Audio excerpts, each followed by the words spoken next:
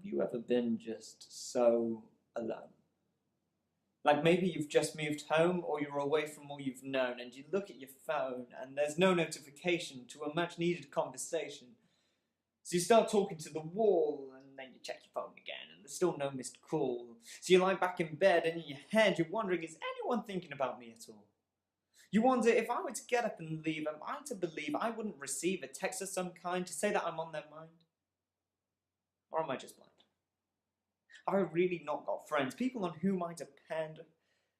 Why can't just one person send something, anything, a text, a meme, a story about how I was in their dream? I don't care.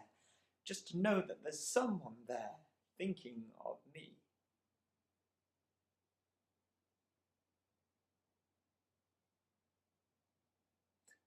Then out of the silence there's a voice, and it's small and it's distant, but it's offering a choice.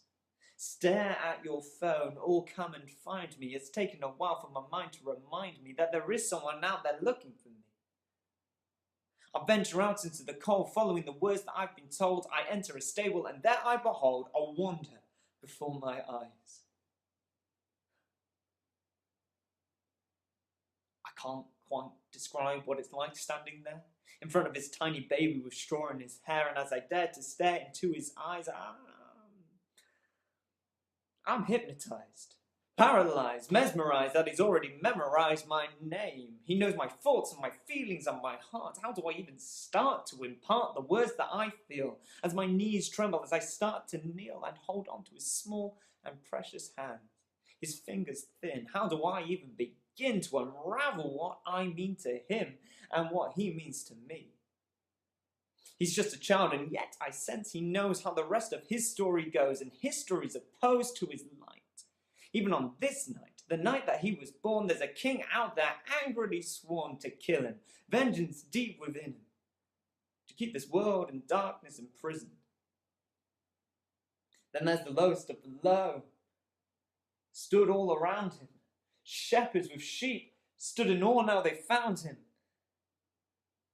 It all seems so insane for someone so small, to be the living incarnation of the one who began it all.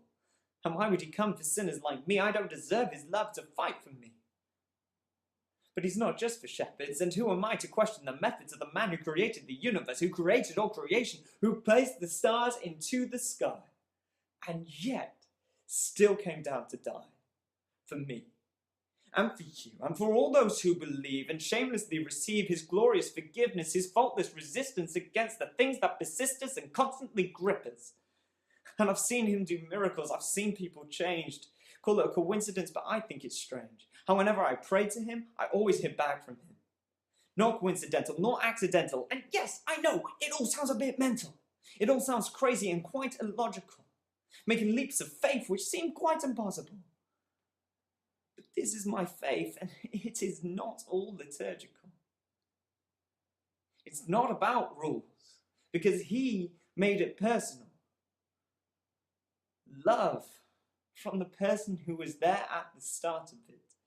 Radical love with him at the heart of it.